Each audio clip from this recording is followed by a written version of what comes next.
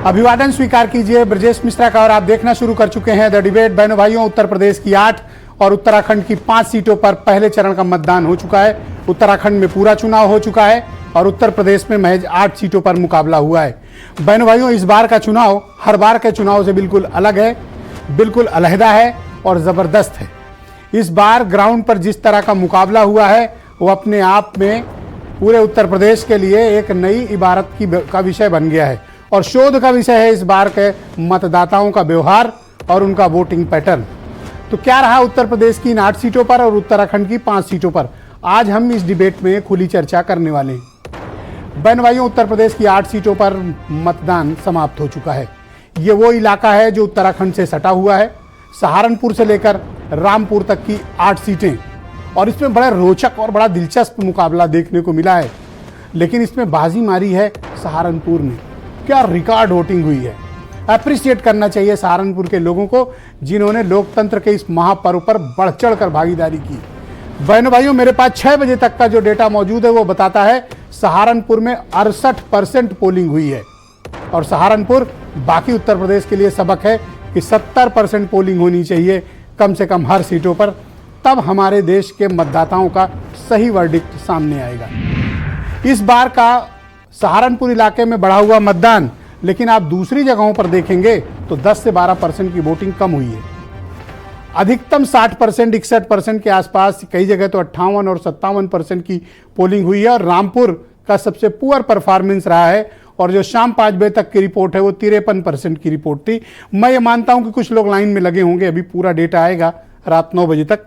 फिर भी मैं मान के चलता हूं कि रामपुर में 55% के आसपास रहेगा और बाकी जगहों पर 60%, 61% के आसपास पोलिंग हुई है। इस बार की पोलिंग से क्या साबित हुआ?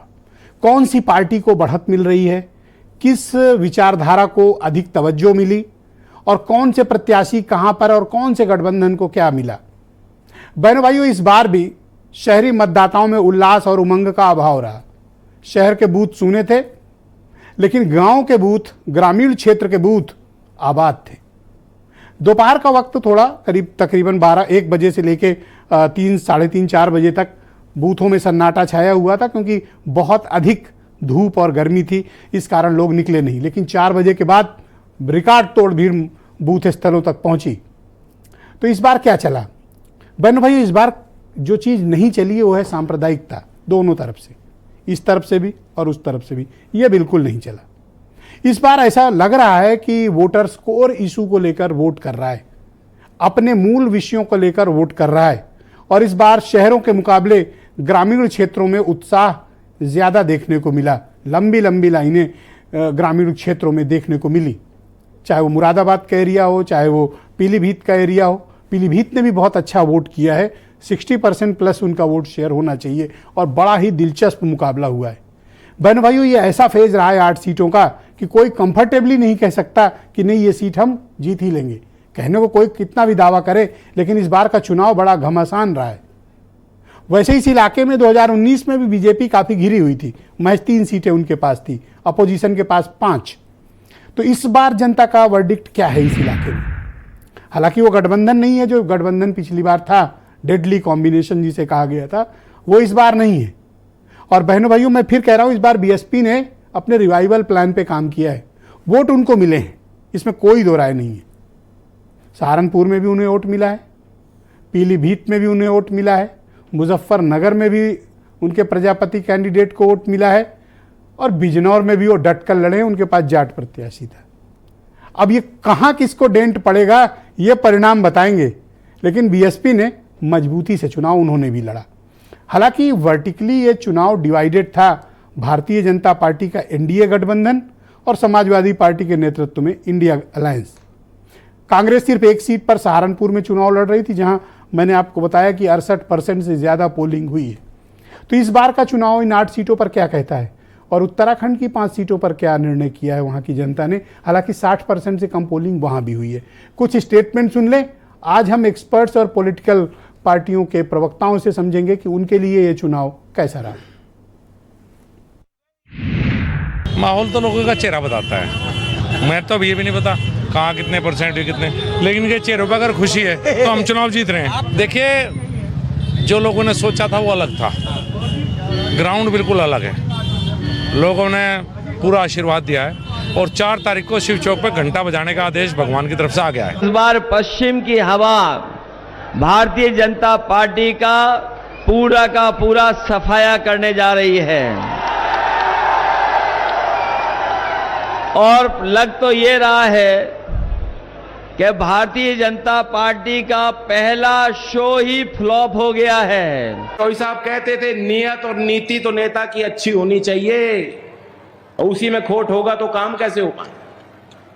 और अब समय बदल गया, लोग अपने आप जागरूक हैं। आज कोई सरकारी योजना में कोई गबन नहीं कर सकता और यह व्यवस्था केंद्र में 10 साल में हमने बनती देखी है।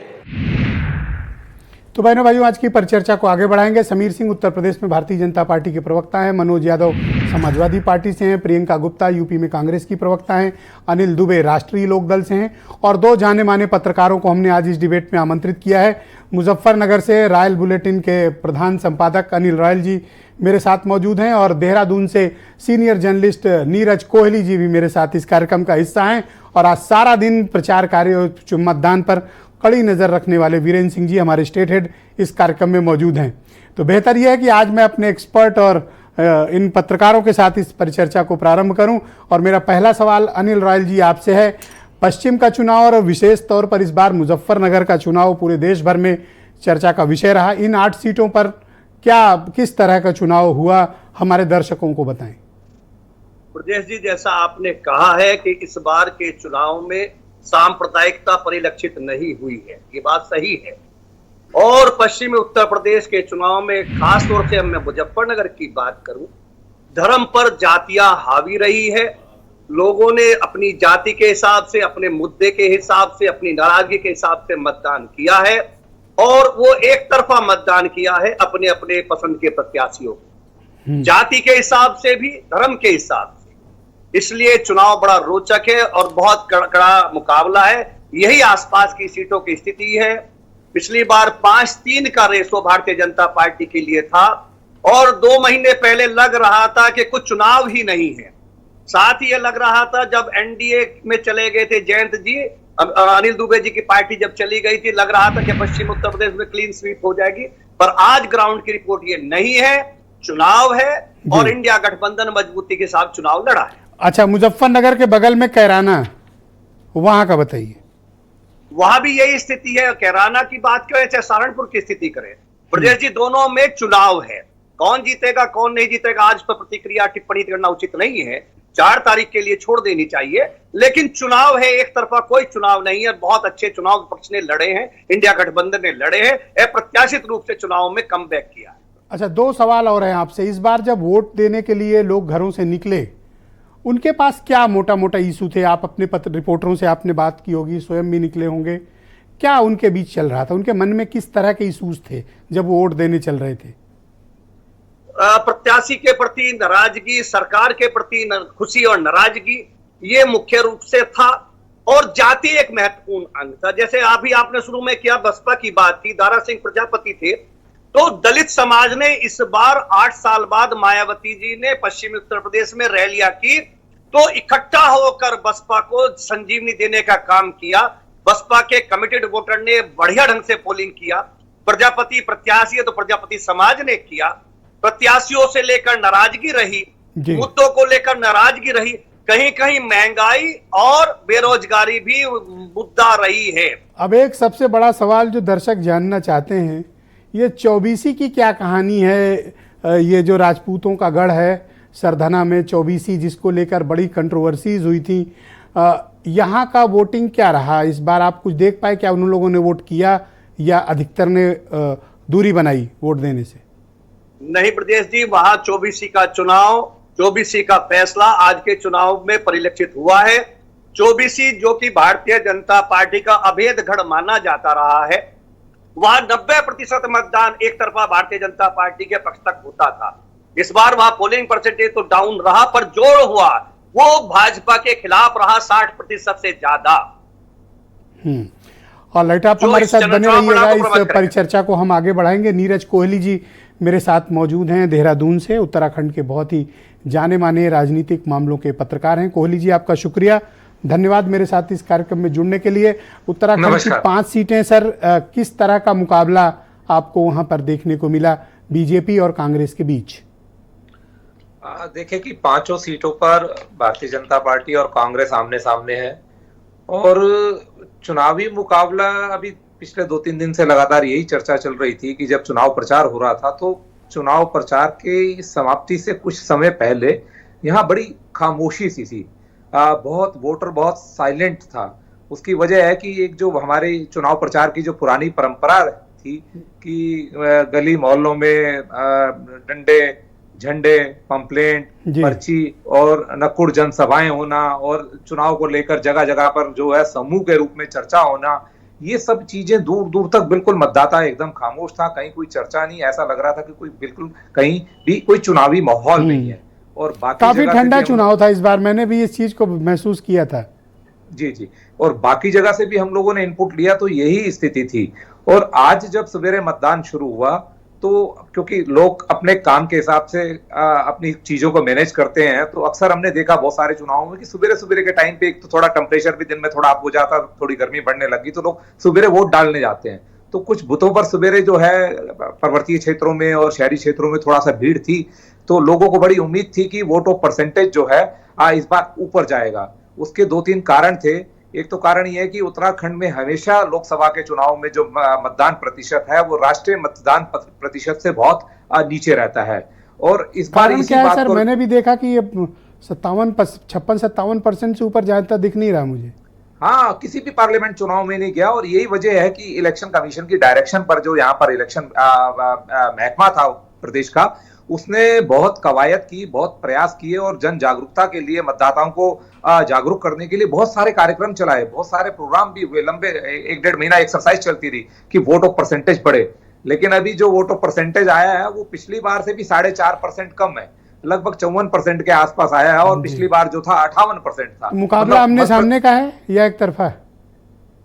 नहीं, आमने सामने का देखे कि बहुत ज्यादा परसेंटेज होती तो ये माना जाता कि एंटी इनकम्बेंसी है सरकार के विरुद्ध, ये उसके मायने ये निकाले जाते हैं कि जन विरोधी लहर है। लेकिन यहाँ 4% वोट नीचे पड़ गया है, तो ये कहना बहुत मुश्किल है। लेकिन जो चुनाव प्रचार जो भारतीय जनता पार्टी ने जिस तरीके से जिस ताकत के साथ चुनाव लड़ा, उसमें मैं सिर्फ इतना कह सकता हूं कि बीजेपी चुनाव प्रचार में कांग्रेस पार्टी से काफी आगे थी। बहुत चुनावी प्रबंधन उसका बहुत सशक्त था, बहुत मजबूती के साथ उसने चुनाव लड़ा। 5 पार्लियामेंट की सीटें हैं।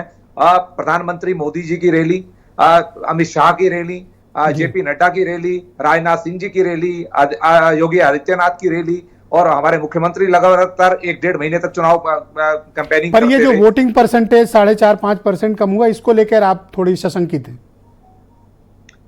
हाँ, मैं इतना हमको ये था, इतना अनुमान था कि लगभग पिछली बार जितना रहा है, जब इतने एफर्ट्स करे हैं इलेक्शन कमीशन ने, उतना तो होना चाहिए। लेकिन वो जो खामोशी दिख रही थी, तो वो खामोशी चुनाव मत प्रतिशत के सामने बिल्कुल निकल कर भी आ गई कि लोगों ने इंटरेस्ट ही नहीं लिया, लोगों ने रुचि नहीं ली वोट। कोहली साहब शुक्रिया, मेरे साथ बने रहिएगा, मैं इस पर चर्चा को आगे बढ़ाऊंगा।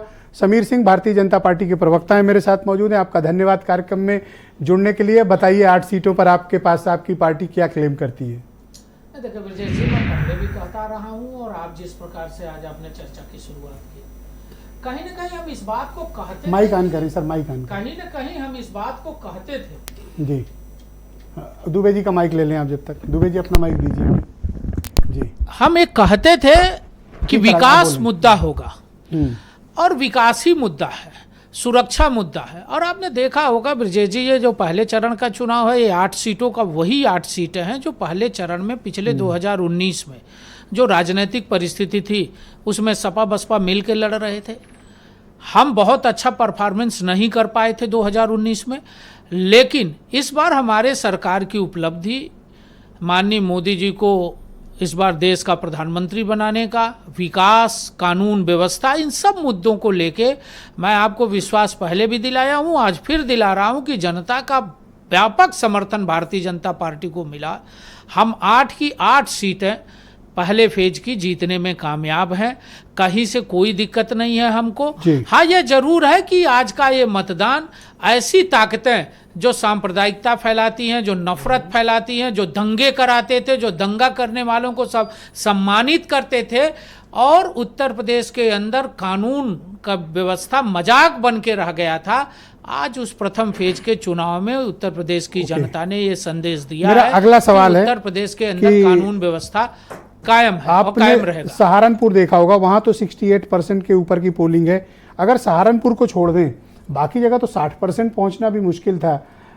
ये कैसे हो गया? जब सब कुछ आपके फेवर में था तो ये वोटिंग कम क्यों हो रही है? नहीं, देखिए ब्रजेश जी, वोटिंग कम नहीं हुई है, कमोबेश पिछली बार के ही बराबर वोटिंग हुई है। अब 1-2% जो कम बेसी आप देख रहे हैं वो किन परिस्थितियों में, अभी अंतिम है, बहुत सारी चीजें अंतिम मतदान हमको अब लगता है कि 1-2% अभी ही बढ़ेगा, मतलब बढ़ेगा। इससे अभी अधिक तो निर्वाचन उम्मीद नहीं है। आयोग ने नहीं दिया है और कलेक्ट कर रहा होगा, लेकिन मेरे पास जो जानकारी है उसमें है कि कमोबेश 19 की ही मतदान है। लेकिन दो राजनीतिक परिस्थितियों को आपको ध्यान में रखना चाहिए। एक तो 19 के चुनाव में सपा बसपा का मिल के लड़ना, और 2024 में दोनों का वोट परसेंटेज अलग होना। देश के अंदर सबसे बड़ा गठबंधन था, तब भी हम फर्स्ट फेज के चुनाव में 3 से 4 सीटें जीतने में कामयाब हुए थे, और आज जब तब 3 जीते तब की 8 जीत 8 की 8 जीतेंगे, क्योंकि हमने काम किया। 5 साल हमने उत्तर प्रदेश के उन जिलों में जहां बिजली नहीं जाती थी, हमने बिजली दिया है। जहां दंगे होते थे, जहां एक जिले में एक माफिया की योजना थी पिछली सरकार की, उसको हमने खत्म किया है। कह रहे हैं इनकी वाली फंस गई है। नहीं, कोई फांसी नहीं है ब्रजेश जी, इनकी और उनकी वाली नहीं, कुछ है ही नहीं। वहां सब इनकी भी क्लियर है, सब सारी 8 की 8 सीटें हम जीतने All right. में कामयाब मैं इस डिबेट हैं, का- और उत्तर प्रदेश की जनता हमारे मोदी Thank जी you. और योगी जी पर भरोसा कर रही है, और भारतीय जनता पार्टी के गुड गवर्नेंस पर भरोसा कर रही है। बहुत शुक्रिया आपका। मैं इस पर चर्चा को बहनों भाइयों आगे बढ़ाऊंगा। मनोज यादव मेरे साथ मौजूद हैं, समाजवादी पार्टी के प्रवक्ता हैं। आपका क्या क्लेम है मनोज जी? आपकी पार्टी क्या महसूस कर रही है इन 8 सीटों पर? आपका कोई क्लेम है? मैं सबसे पहले उत्तर प्रदेश की जनता को, जहां प्रथम चरण का चुनाव था, उसको बहुत बहुत धन्यवाद दूंगा, सिरमौर रखूंगा उसको।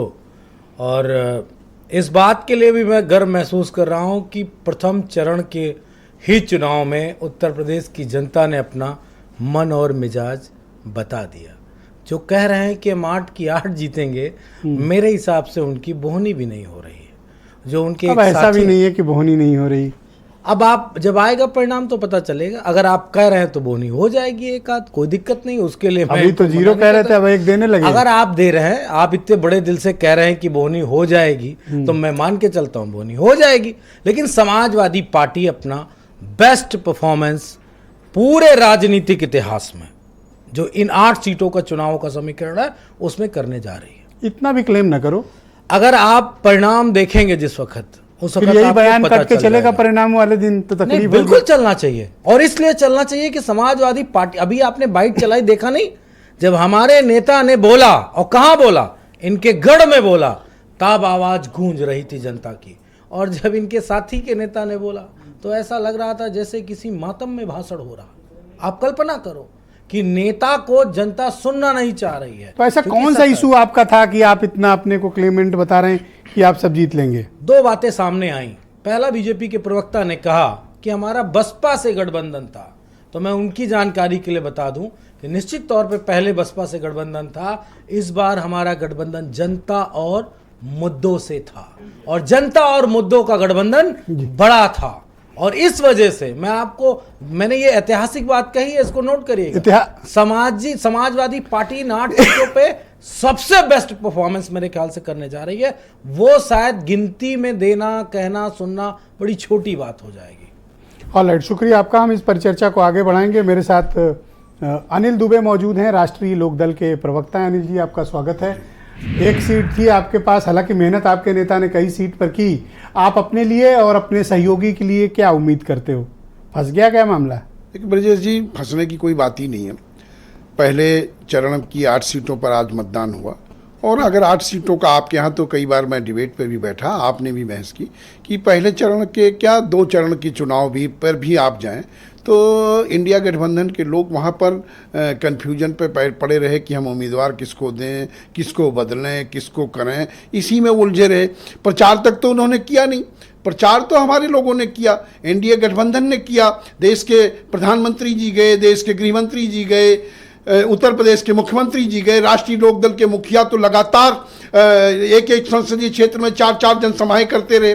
तो वहाँ की जनता, और वहाँ की जनता पश्चिमी उत्तर प्रदेश की ये जानती है कि वहाँ मूलतः खेती किसानी के लोग ज्यादा वहां पर वो है, और उनके लिए अगर कोई संघर्ष करता है तो राष्ट्रीय लोकदल ने किया। कि आप ये सब जीत लोगे? नहीं, बिल्कुल 8 की 8 जीत रहे हैं। आज चर्चा तो है कि आपका अपना बिजनौर फंस गया है, बसपा ने फंसा लिया है। बात कर रहे हो यहाँ, हम तो कह रहे हैं 8 की 8 अरे पहले आपका जो भी, अरे सुन तो लो। हाँ बिल्कुल सुन। ऐसा क्या मतलब आज गुस्से में आए हो क्या? गुस्से में नहीं, सुनो पहले, नहीं बीच में नहीं, कोई रनिंग कमेंट्री नहीं करेगा प्लीज। मैं ये जानना चाहता हूँ कि अभी अनिल रॉयल जी भी बता रहे थे, और जैसा आज बड़े एक्सपर्ट्स की आई ओपिनियन की, बसपा ने आपको लपेट लिया बिजनौर में? नहीं, बसपा ने हमें क्या लपेट लिया? किसी ने कोई नहीं लपेटा, जनता हमारे साथ है।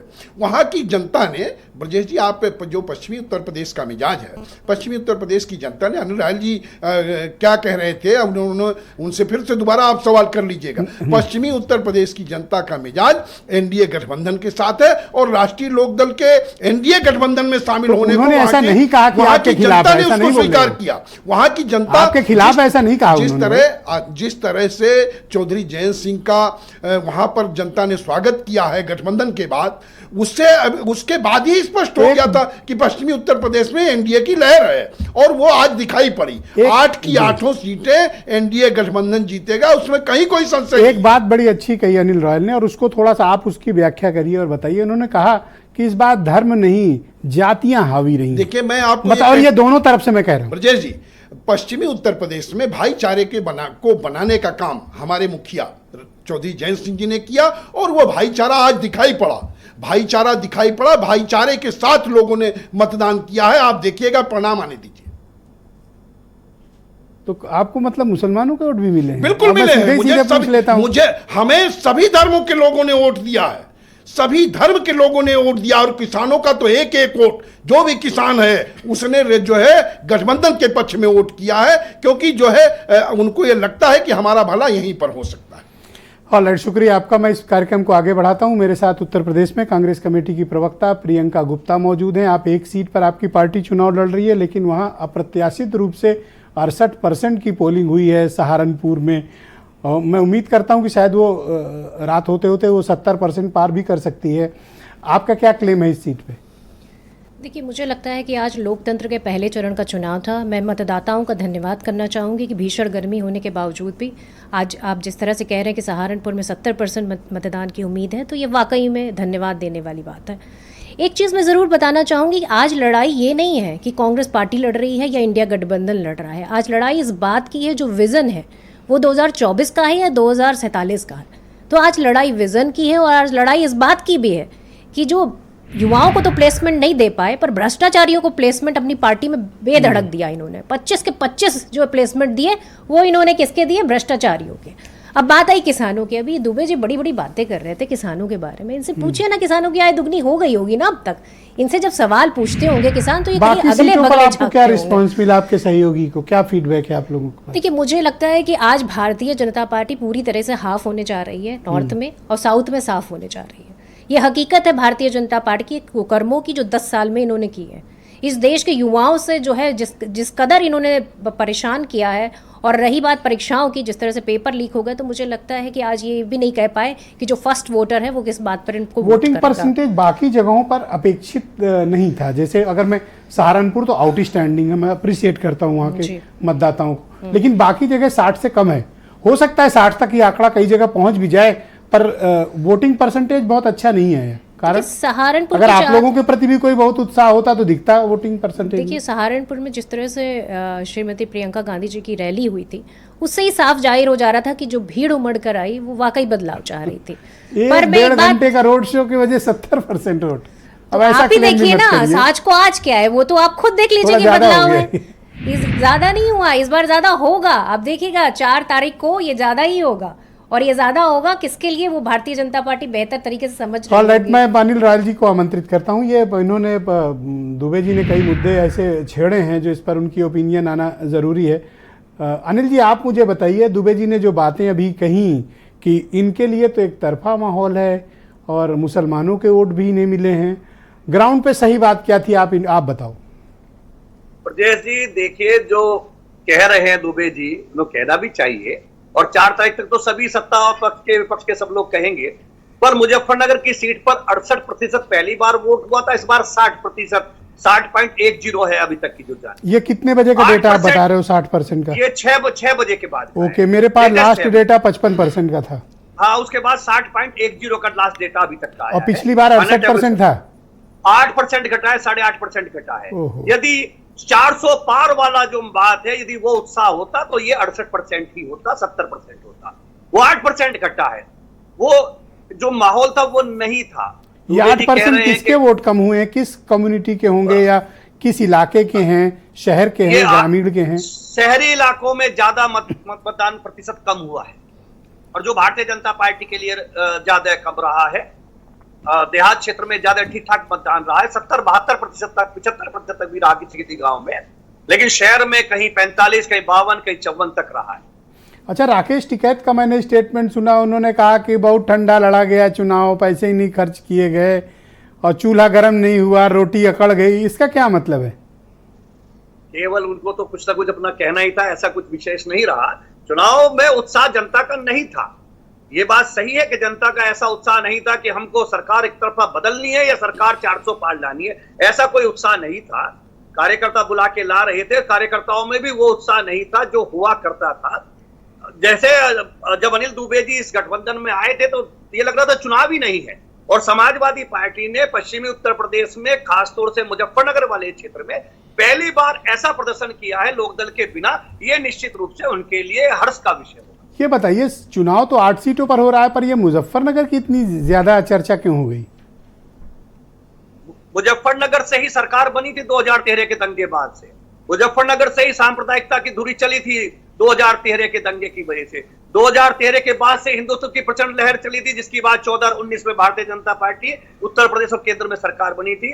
हर बार मुजफ्फरनगर का दंगा, फिर कैराना का पलायन, ये मुद्दे चुनाव में रहे हैं। इस बार ऐसे कोई मुद्दे एक सवाल का आपने जवाब नहीं दिया जो मेरा प्रारंभिक और प्राइमरी क्वेश्चन था। दुबे जी कह रहे हैं मुसलमान हमारे, नहीं, दुबे जी कह रहे हैं तो गलत कह रहे हैं। पार्टी के कार्यकर्ता रहे होंगे। कल तक ये उम्मीद थी कि जैसे संजीव बालियान जी भी कह रहे थे, मुझे 50,000 मुस्लिम वोट मिलेंगे। आज जब फील्ड में टीम घूमी तो ऐसा कहीं परिलक्षित नहीं हुआ कि एनडीए गठबंधन को मुजफ्फरनगर की सीट पर मुस्लिम मतदाताओं ने वोट एक और सवाल, क्या मुसलमान कंसोलिडेटेड होकर उसने वोट किया? जी हाँ, मुसलमान ने लगभग कंसोलिडेट होकर वोटिंग किया है। दुबे जी के लिए चिंता का विषय एक जरूर होना चाहिए इस बार। जब एनडीए पहले होता था, भाजपा और लोकदल में जाट बढ़ता था, और इस बार दोनों इकट्ठे हैं तो जाट 100% एक जाना चाहिए था। इस बार भी जाट ने, चाहे मुजफ्फरनगर में हरेंद्र मलिक के लिए हो, चाहे कैराना में इकरा के लिए हो, वोट खिलाफ किया, चाहे वो 20% हो, चाहे 10% हो, 30% हो। ये भाजपा और आरएलडी के लिए एक डेंट है, क्योंकि दोनों के इकट्ठा होने के बाद जाट तो 100% होना चाहिए था, 20-25% का डेंट रहा है। मुजफ्फरनगर में तो ये भी तर्क हो सकता है कि हरेंद्र मलिक भी जाट थे इसलिए, पर वो कैराना में भी मिला है। ये आपको 4 तारीख नहीं, बिजनौर में भी तो जाट कैंडिडेट बीएसपी ने उतार दिया था, कुछ तो वोट कटे ही होंगे। जाट में इस फैसले से खुश नहीं था। ऑलराइट सर, हमारे साथ बने रहिएगा, इस पर चर्चा को आगे बढ़ाएंगे। वीरेंद्र सिंह जी हमारे स्टेट हेड भी सम्मिलित हो चुके हैं इस डिबेट में। वीरेंद्र जी, पूरे 8 सीटों का फीडबैक लेकर आप आए हैं, क्या जानकारी है, कितना प्रतिशत मतदान अब तक आपके पास रिपोर्ट हो चुका है, और किस तरह का माहौल आपको शहर, ग्रामीण और इन 8 सीटों पर देखने को मिला? पिछले बार 2019 की तुलना में ये बात सही है कि मतदान कम हुआ है।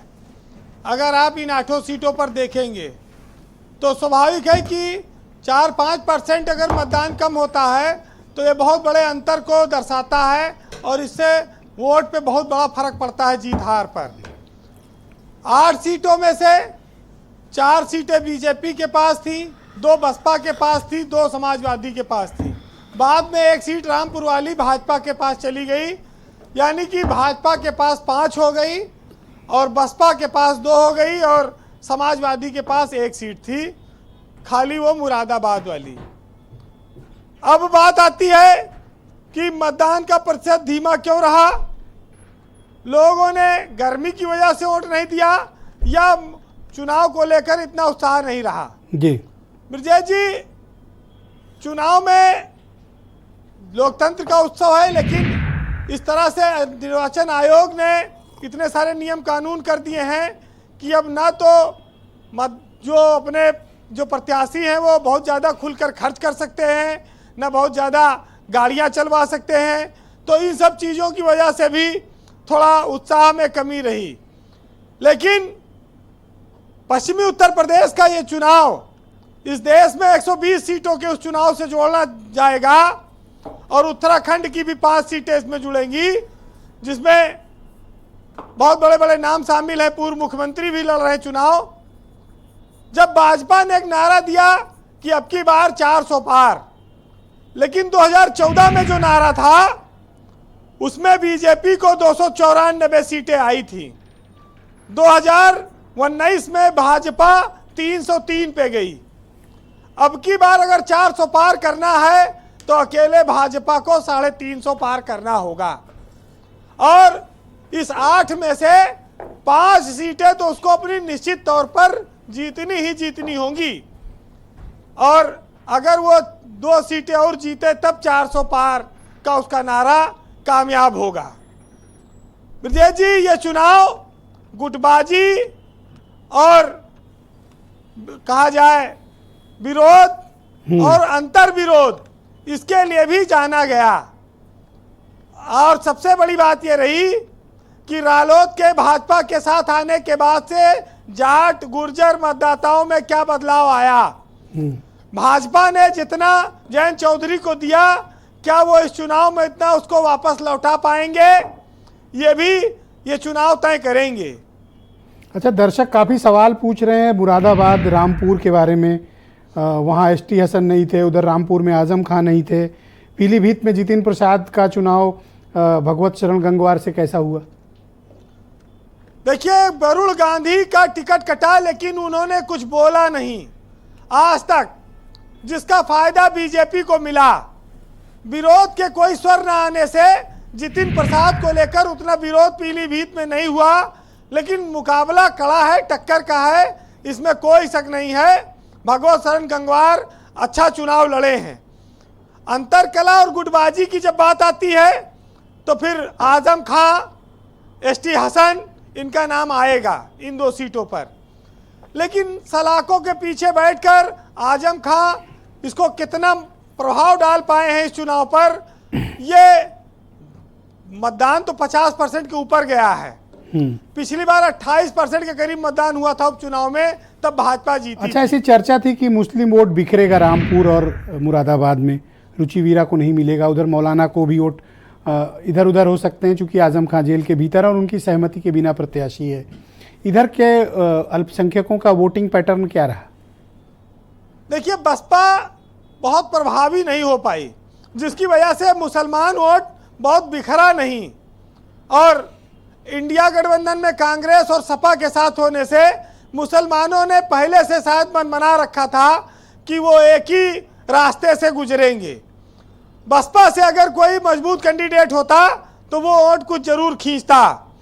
एसटी हसन नाराज रहे, लगातार बोलते रहे, लेकिन ऐसा लगता है कि मतदान वाले दिन उनकी नाराजगी की बहुत फिक्र नहीं की वहां के मतदाताओं ने।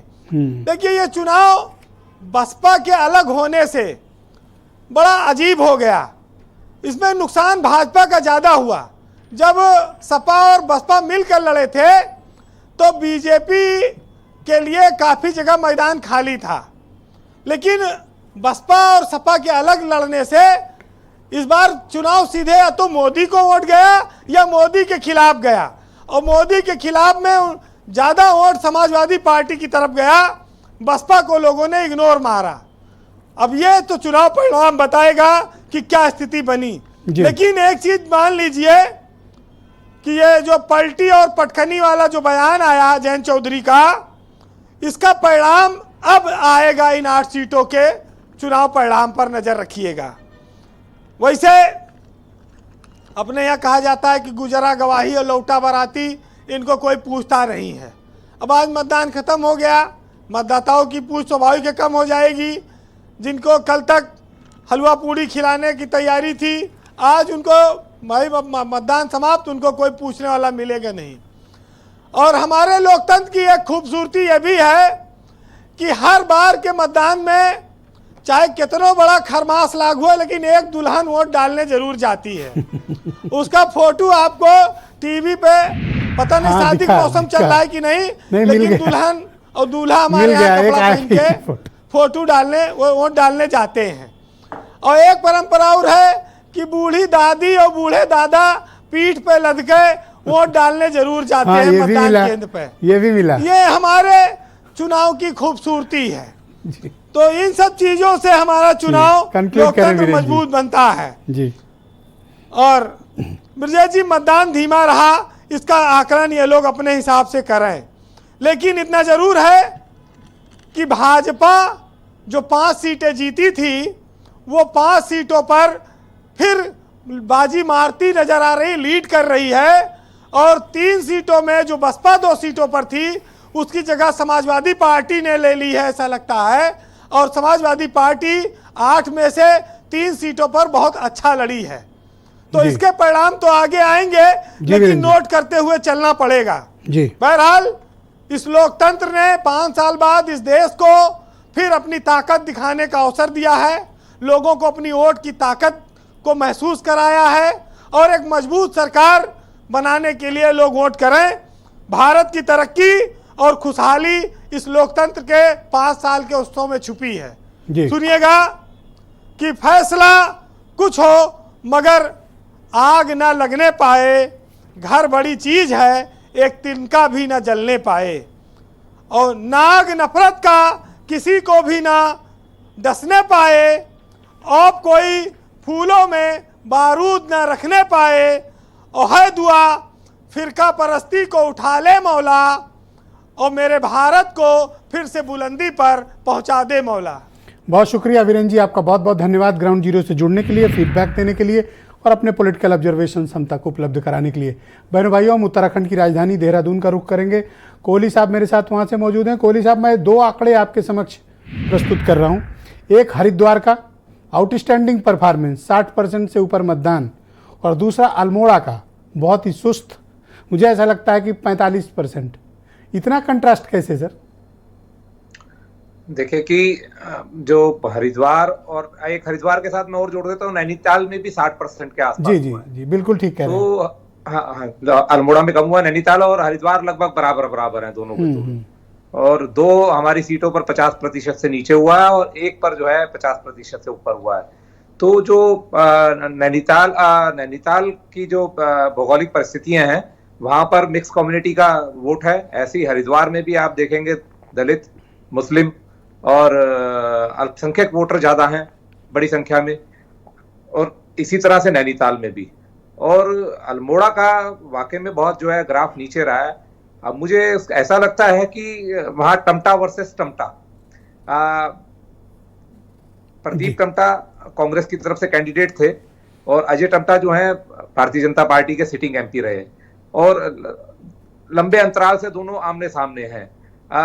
प्रदीप टमटा 2 बार चुनाव हार चुके हैं। इस बार ऐसा लग रहा था कि दोनों ही दलों की तरफ से जो है दोनों कैंडिडेट जो है नए आएंगे सामने, लेकिन भारतीय जनता पार्टी ने कोई रिस्क नहीं लिया, तो प्रदीप टमटा जो सिटिंग एमपी हैं उन्हीं को टिकट दिया। और कांग्रेस पार्टी ने भी वो 2 बार के जो हारे हुए प्रदीप टमटा। आपका मत क्या है कि उत्तराखंड ने जो भी इस वक्त वोट दिया हो 50%, 60%, 44%, किन इशूज पर, कोर इशूज पर गए, या तो पार्टी लाइन के हिसाब से उनकी अपनी हदबंदी थी?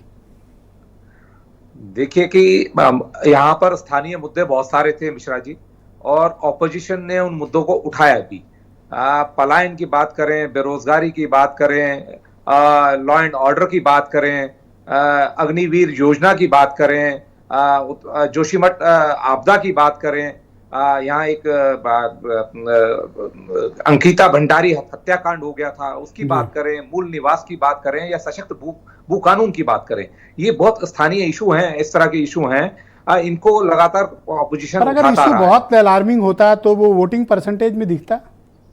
हाँ, मैं ये कह रहा हूं कि ऑपोजिशन ने उठाया है, इनको मुद्दों को बुनाया है। क्या सवाल ये है कि वो मुद्दे बन पाए, उन मुद्दों को बुना पाए? ऐसा दिख नहीं रहा, इस तरह से नहीं दिख रहा, क्योंकि रूलिंग पार्टी ने अपनी केंद्र सरकार की योजनाओं को, अपनी राज्य सरकार के जो प्रदर्शन है, हम चाहे यूसीसी लेके आए या देश का सबसे सख्त नकल विरोधी कानून लेके आए, या केंद्र की जो योजना है, जो फ्री राशन वाली योजना है, उज्ज्वला योजना है, या और तमाम तरह की जो सेंटर की योजनाएं हैं, उनको बहुत नाराजगी को कम किया इन योजनाओं ने। वो मुझे लगता है भारी पड़ती नजर आ रही है। और दूसरी बात की जो ब्रांडिंग है, यहाँ पर फेस वैल्यू है नहीं किसी भी कैंडिडेट की, चाहे बीजेपी की बात करें, क्योंकि यहाँ छोटा बड़ा चुनाव जो है वो नरेंद्र मोदी जी के नाम पर लड़ा जाता है। ब्रांड एम्बेसडर नरेंद्र मोदी जी हैं, उनके नाम पर चुनाव लड़ा जाए, हर जगह जाकर कैंडिडेट भी कहता है कि मोदी जी को वोट देना आपने। तो आप देख सकते हैं कि सैनिक बाहुल्य क्षेत्र है, देवभूमि है, आस्था और धर्म से जुड़े हुए लोग हैं, राष्ट्रवाद वाले लोग हैं इस प्रदेश के अंदर। तो ये सब चीजें जो देखकर कोहली जी हमारे साथ जुड़े रहिएगा डिबेट में। अभी हम लोग आगे बढ़ेंगे, कुछ सवाल हुए तो आपसे जरूर हम लोग उसको आपकी तरफ देंगे। मैं समीर सिंह जी को आमंत्रित करता हूं, भारतीय जनता पार्टी के प्रवक्ता हैं। विपक्ष का क्लेम है आप साफ हैं। नहीं ब्रजेश जी, अगर विपक्ष मुंगेरी लाल के हसीन सपने लंबे समय से देख रहा है, 17 में भी 2 लड़कों की जोड़ी का हश्र क्या हुआ, 19 में बहन जी के चरण चूमने के बाद भी विजय नहीं मिल पाई। और वो लोग जो फर्स्ट चरण के चुनाव में, पहले चरण के चुनाव में, उनसे पूछिए विपक्ष से कि उनके पास सीट कैट होती। पिछले दिनों तक तो प्रत्याशी तय नहीं कर पा रहे थे, पॉकेट में सिंबल लेके जाते थे। रामपुर में क्या हुआ किसी से छुपा नहीं, मुरादाबाद में चुनाव हो रहा था अभी 15 दिन पहले, क्या असर था, क्या जूतम पैजार था, किसको टिकट मिलेगा किसको नहीं मिलेगा। रामपुर की कचहरी का दृश्य आपने दिखाया था, ऐसे दौड़ते जा रहे थे, लग रहा था ट्रेन छूट रही है। जो अखिलेश यादव अपनी 8 लोकसभाओं में प्रचार नहीं कर पाए, 8 सभा भी नहीं कर पाए वो, और वो हमको हराने की बात करते हैं। उनके प्रवक्ता अगर मुंगेरी लाल के हसीन सपने देखते हैं तो देखें, सपना देखने पर किसी को कोई आपत्ति नहीं है। लेकिन इतना जरूर है ब्रजेश जी कि पूरा देश मोदी जी के नेतृत्व में विश्वास करता है, और जिस प्रकार से मोदी जी ने देश का मान बढ़ाया, पूरी दुनिया के अंदर भारत को स्थापित किया, विकास की एक नई इबारत लिखी। आज आप दिल्ली से, मैं पिछली बार भी कहा था, दिल्ली से मेरठ जाने में पसीने छूट जाते थे, दिल्ली से हरिद्वार जाने में पसीने छूट जाते थे, दिल्ली से सहारनपुर जाना टेढ़ी खीर होती थी। हमारे पत्रकार साथी भी बैठे हैं, मैं भी गया हूँ, मैं भी उत्तर प्रदेश को घूमा हूँ, देखा हूँ। कभी किसी जमाने में जाना सपना होता था ब्रजेश, मेरठ जाने में पसीने छूट जाते थे। आज मेरठ की स्थिति है कि कब मेरठ पहुंच गए ये दिल्ली और मेरठ के लोगों को पता नहीं चलता। तो आज उत्तर प्रदेश विकास के साथ है, वही पश्चिमी उत्तर प्रदेश है जहां कब किसका अपहरण हो जाएगा ये कोई नहीं जानता था। ये कितना मददगार रहे आपके नहीं लिए? ये 100% हमारे साथ मदद। ये रिटर्न दे पाए जितना आपने देखिए, इनको दिया? हम कभी लाभ हानि की चिंता नहीं करते ब्रजेश जी।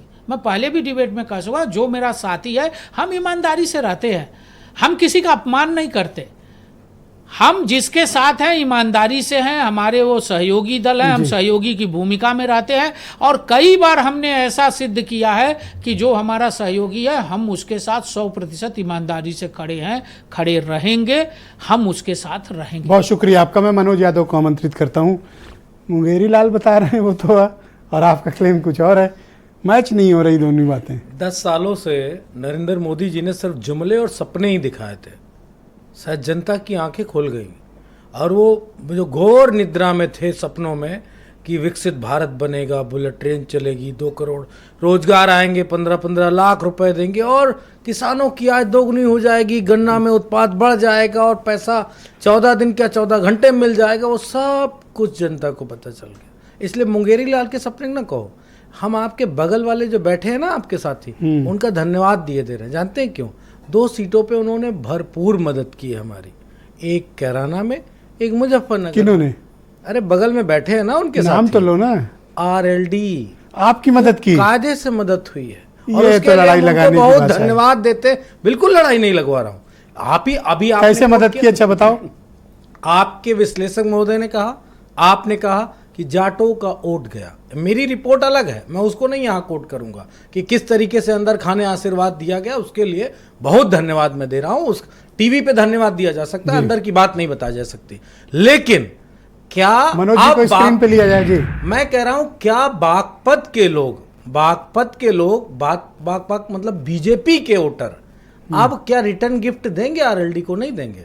जिस तरीके से आरएलडी ने समाजवादी पार्टी के प्रत्याशियों क्लेम के पीछे कोई सॉलिड तर्क नहीं दे पा रहे हो। मैं इस क्लेम के सॉलिड तर्क होना चाहिए। आप तर्क ऐसा हो कि आदमी मत रुक जाइए दुबे, वोट खुलेगा, रनिंग कमेंट्री नहीं, आप सबसे बात करेंगे।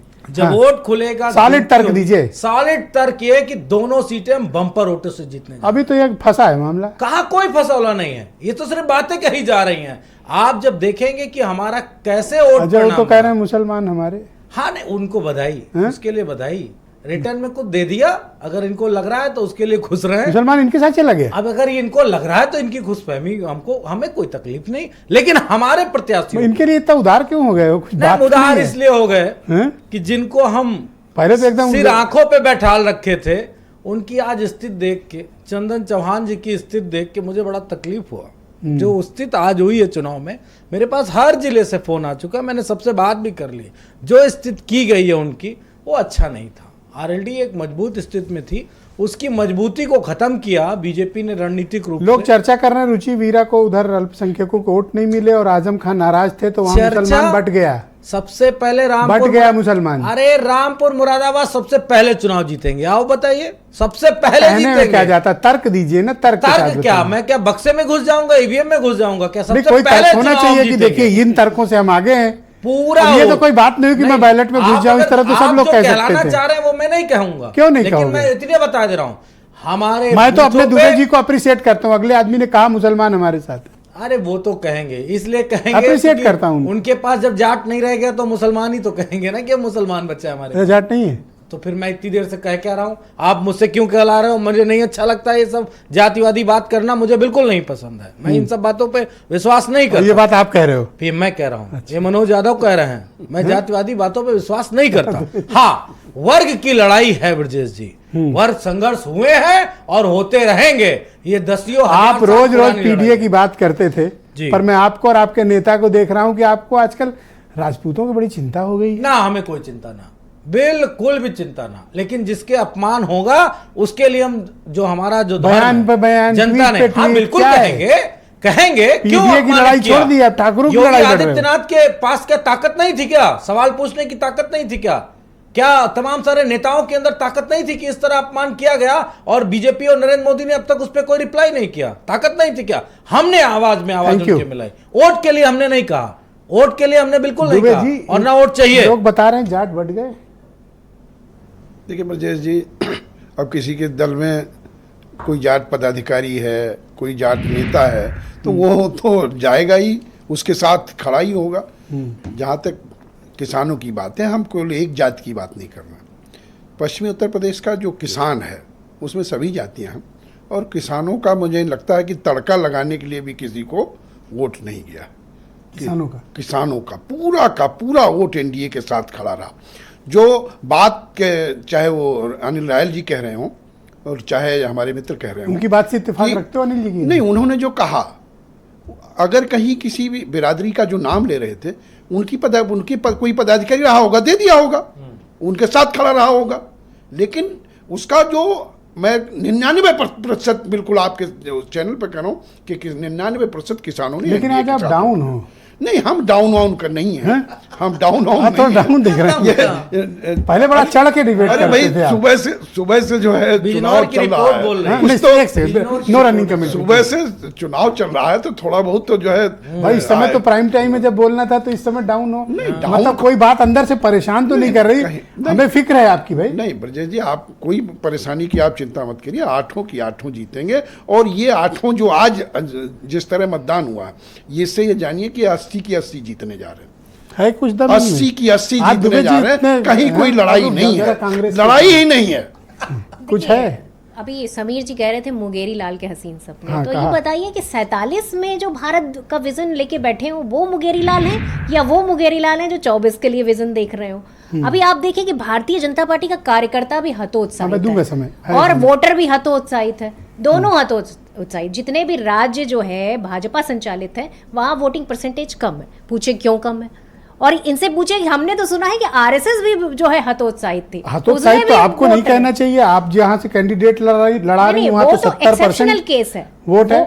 देखिए कुछ सीटों को छोड़कर बाकी जहां जहां भारतीय जनता पार्टी की सरकारें हैं वहां वोटर नहीं निकल रहा है, क्योंकि उसको पता है कि 47 का भारत जो दिखा रहे हैं। अच्छा, ये अपने दुबे जी कह रहे हैं कि बटे नहीं जाट। अच्छा देखिए, दुबे जी सपना देख रहे हैं, दुबे जी से कहिए थोड़ा बाहर आज कुछ उदास है नहीं? नहीं उदास, इनको पता ही क्यों उदास है भाई। जब वोटर निकला, वोटर इनका निकला नहीं, वोट इनको मिला नहीं। की बात इतनी सीरियस मत लियो लोग। देखिए इनकी उदासीनता साफ है कि इन्होंने जो फैसला लिया, विश्लेषण जो उनका है वही न करेंगे। मुझे लग रहा पछता रहे होंगे अपने फैसले पे भैया। अच्छा, और हकीकत ये है, एक लाइन सिर्फ एक लाइन 10 सेकंड उदासी का कारण। हाँ 10 सेकंड ने 5 सेकंड में 7 से 2 और 2 से परिणाम 1। Okay, thank you. ओके, अब आप बोलिए, कुछ कहना चाह रहे थे समीर जी। मैं प्रियंका जी को कह रहा था कि 1947 आपको नहीं याद है, 47 भी नहीं याद होगा प्लीज। एक वन बाय वन, 2047 भी नहीं आराम से बात करेंगे। आपको देश का इतिहास नहीं पता प्रियंका जी, भविष्य की बात अगर 47 में 100 साल पूरे हो रहे हैं, हम 75 साल का जश्न मना रहे हैं, आपको देश से क्या लेना? Thank you. ऑलराइट, अब आपका 20 सेकंड बचे। युवराज तो चले जाते हैं नानी के घर। Thank you.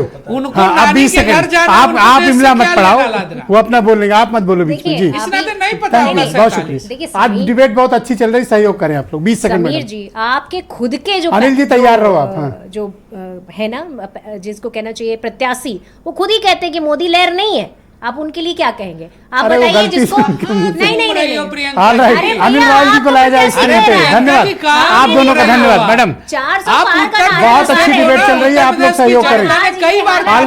Thank you, thank you madam.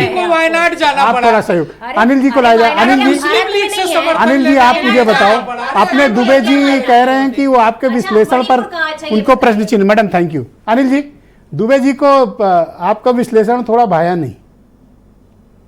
देखिए, पिया को जो अपने मन की बात होती है दुबे जी को अच्छी नहीं लग रही होगी, तो मेरे बड़े भाई हैं, मैं इनकी बात को भी सम्मान करता हूं, पर मैं यथार्थ की बात कर रहा हूं। जैसा होना चाहिए था इंडिया में आरएलडी के आने के बाद, यहाँ जो चुनाव, यहाँ वो चुनाव फंसा है और समाजवादी पार्टी ने, इंडिया गठबंधन ने अप्रत्याशित प्रदर्शन किया है।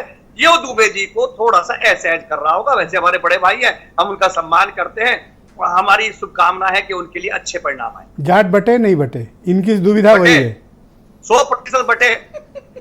Thank you. और मुजफ्फरनगर में ब्रजेश जी बटे होते तो हरिंदर मलिक कारण से इकरा को भी वोट मिला है, तो वो भी बात है। ब्रजेश को, विजेंद्र को वोट मिला है, तो वो भी चिंता का विषय है। ऑलराइट, दूसरा ये कि हिंदू गुर्जरों के वोट भी बटे या नहीं बटे? हाँ, हिंदू गुर्जरों इस कम्युनिटी की कोई बात ही नहीं कर रहा गुर्जरों की। नहीं, गुर्जरों की बात, मुजफ्फरनगर सीट पर गुर्जरों की अच्छी खासी संख्या। सर इनकी कोई बात ही नहीं करता इस कम्युनिटी के, जबकि इतने सशक्त लोग हैं। नहीं सशक्त है, इस बार आज उन्होंने मतदान किया है और उन्होंने समाजवादी पार्टी को वोट दिया है प्रत्याशित रूप से। गुर्जरों ने अच्छा खासा परसेंटेज। आपकी टीम भी वहां क्षेत्र में घूमी है। ये कह रहे हैं गुर्जरों ने उधर वोट किया है। नहीं, हमें लगता है कि अभी इनको और अनिल जी को संशोधन ग्राउंड पर नहीं और आपको अध्ययन करने की जरूरत है। और एक चीज़ मैं बता दूं आपको, 2019 की चुनाव में, आप तो अध्ययन करते रहते हैं, 2019 की चुनाव में भी इसी तरह के प्रिडिक्शन किए जा रहे थे, लेकिन सबका साथ सबका विकास और सबके विश्वास का जो नारा था भारतीय जनता पार्टी का, माननीय मोदी जी का, उसने बहुत सारे चीजों को धराशायी कर दिया। और जो गणित लगाने वाले पंडित थे ना, वो धराशायी हो गए। और आने वाले दिनों में फिर आप देखिएगा अनिल जी। धन्यवाद, बहुत बहुत शुक्रिया। समय समाप्त। आप सबका बहुत शुक्रिया, बहुत बहुत शुक्रिया। आप सभी का बहुत धन्यवाद इस कार्यक्रम में मेरे साथ शिरकत करने के लिए। और बहनों भाइयों, आप सबका भी शुक्रिया, धन्यवाद। मैं उम्मीद करता हूं कि आपका आज का दिन अच्छा रहा होगा और कल इससे बेहतर होगा। शुक्रिया, धन्यवाद, नमस्कार।